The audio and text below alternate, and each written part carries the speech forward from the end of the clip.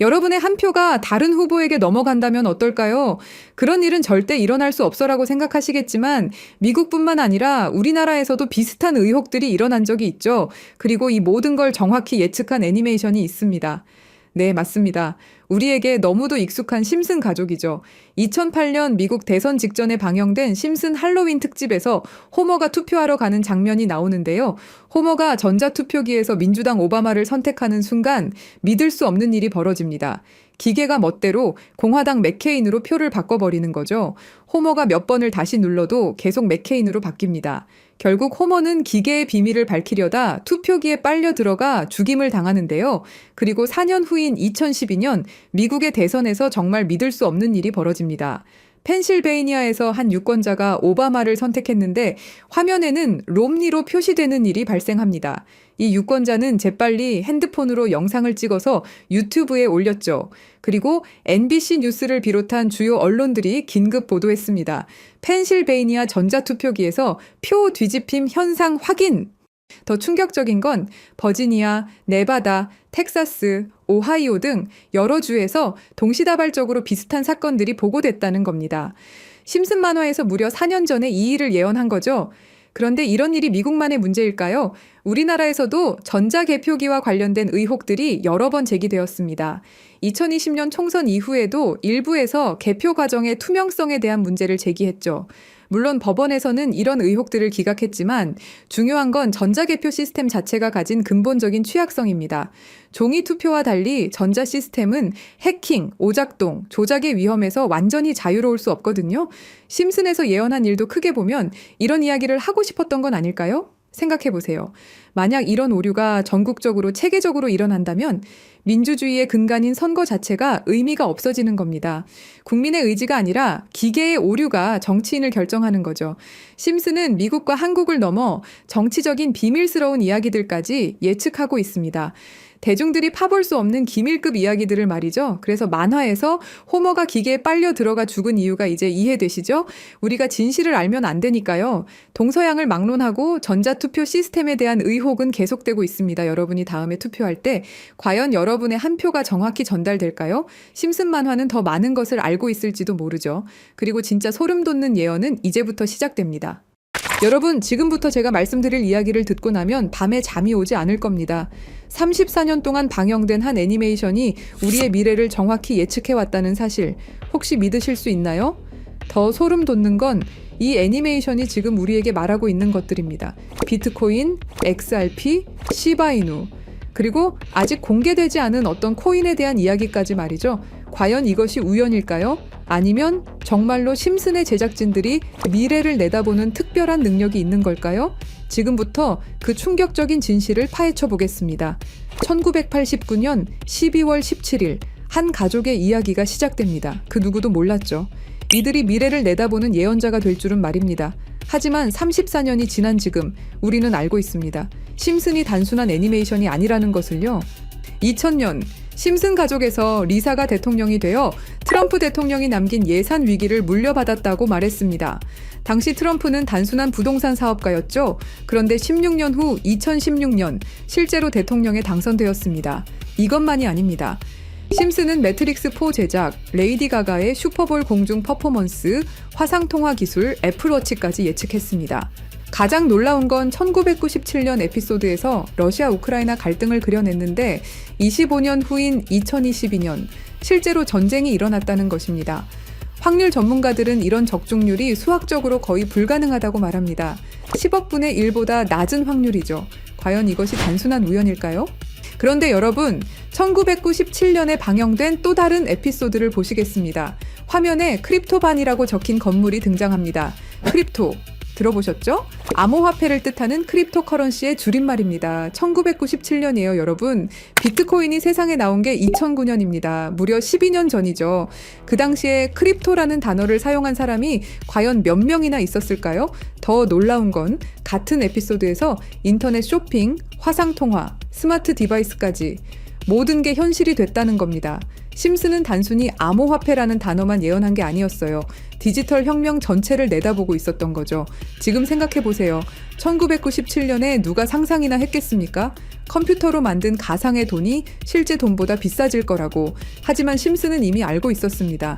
크립토의 시대가 올 것이라는 걸 말이에요. 그리고 지금 심스는 더 구체적인 것들을 우리에게 말하고 있습니다. 그리고 진짜 충격적인 건 지금부터입니다. 스프링필드의 최고 부자 미스터 번즈, 그가 무서워하는 게 있습니다. 바로 새로운 억만장자의 등장이죠. 해당 에피소드를 자세히 보면 이 새로운 억만장자가 만든 건 새로운 형태의 화폐 시스템입니다. 기존의 은행 시스템을 완전히 뒤바꿀 수 있는 혁신적인 기술이라고 묘사되어 있어요. 더 구체적으로 들여다보면 이 시스템의 특징들이 나옵니다. 은행의 핵심 기능인 거래 기록 보관, 자금 이체, 신용평가 등을 모두 디지털화하고 자동화한다는 설정이죠. 이게 뭘 의미하는지 아시겠죠? 바로 블록체인 기술입니다. 그리고 이 프로젝트가 받은 투자 금액이 얼마인지 아세요? 3,500억 원 이상입니다. 실제로 최근 블록체인 기반의 금융 프로젝트들이 이 정도 규모의 투자를 받고 있어요. 미스터 번즈가 두려워하는 이유를 생각해 보세요. 기존 금융 시스템의 기득권층에게는 위협적인 존재겠죠. 중앙화된 권력을 탈중앙화로 바꾸는 기술이니까요. 심스는 단순히 새로운 코인의 등장을 예언한 게 아닙니다. 전체 금융 시스템의 패러다임 변화를 내다보고 있었던 거예요. 이제 정말 충격적인 발견을 공유하겠습니다. 심슨의 여러 에피소드를 분석해보니 특정 알파벳들이 의미 있게 배치되어 있더라고요. 이가 크게 강조되는 장면, 이더리움의 E입니다. B가 등장하는 장면, 비트코인의 B죠.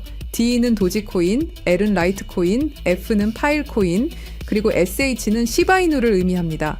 이게 정말 우연일까요? 특히 시바이누의 경우를 보세요. 프링크 교수가 시바이누 관련 신문을 들고 있는 장면이 나옵니다.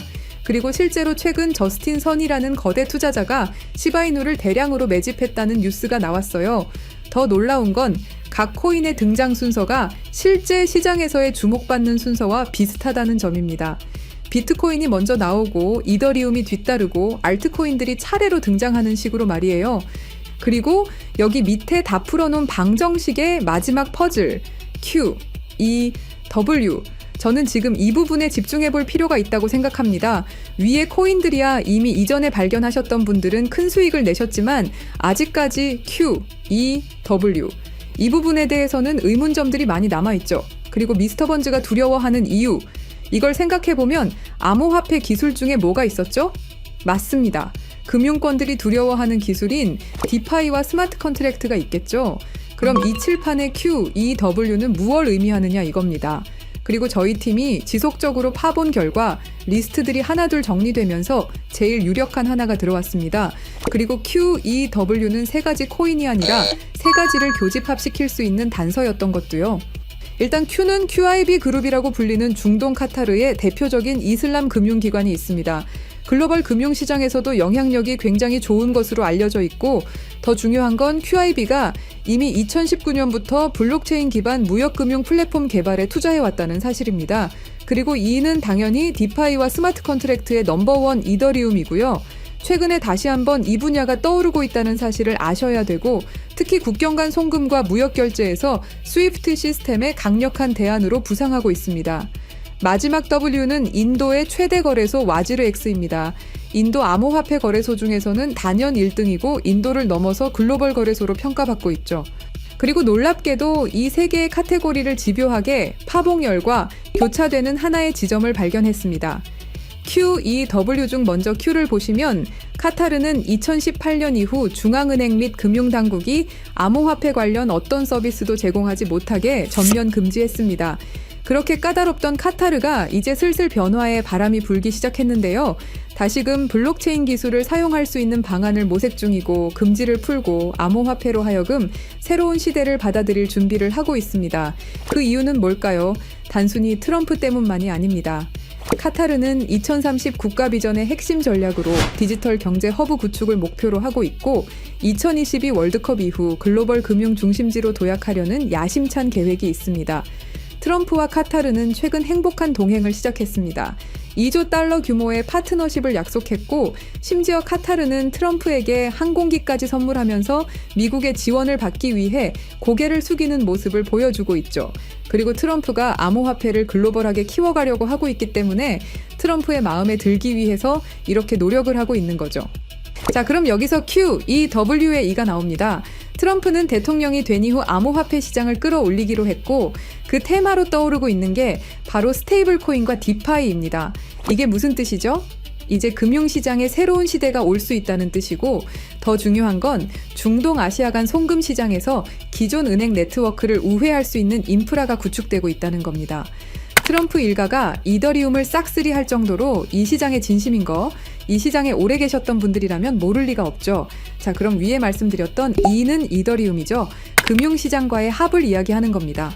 그리고 바로 W는 인도의 암호화폐 거래소 와지르 X를 뜻하는데요.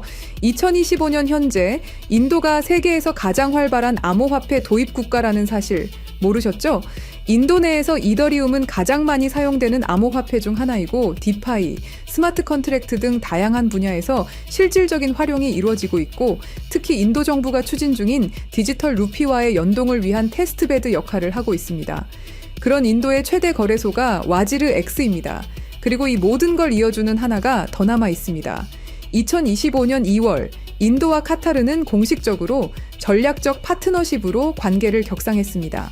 양국은 암호화폐를 필두로 에너지, 인프라, 기술, 스타트업, 스마트시티 등 다양한 분야에서 대규모 투자와 협력을 확대하고 있고 더 주목할 점은 양국이 달러를 우회한 직접 결제 시스템 구축에 합의했다는 사실입니다. 그러니까 한마디로 칠판에 써진 QEW의 모든 것이 암호화폐 그리고 각 국가 간의 연결점을 제공해 준다는 거죠.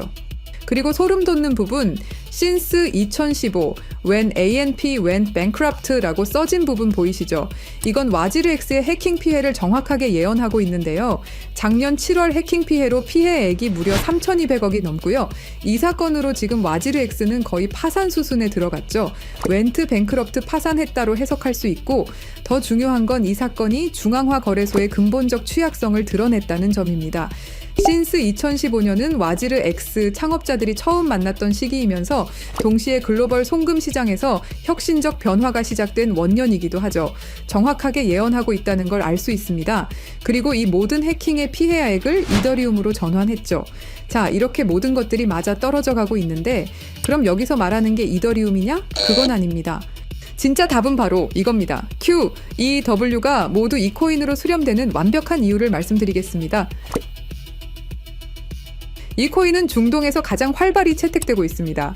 카타르 QIB 그룹은 이 코인의 지분 증명 방식이 이슬람 금융 원칙에 완벽히 부합한다고 판단했죠.